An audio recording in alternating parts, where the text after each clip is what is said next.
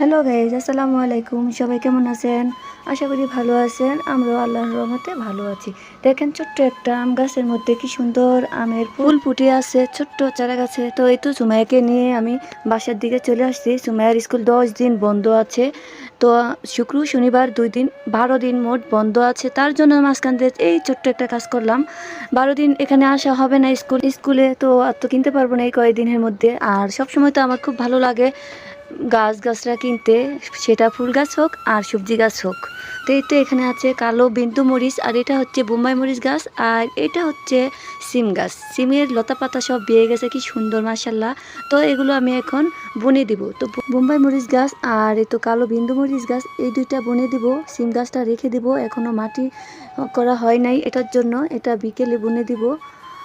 আর এই তো সাথে একটা ফুল গাছ আছে, কি সুন্দর। আর একটু শক্ত হোক, তারপর অন্যদিকে ফুল গাছটা রুইয়ে দিব।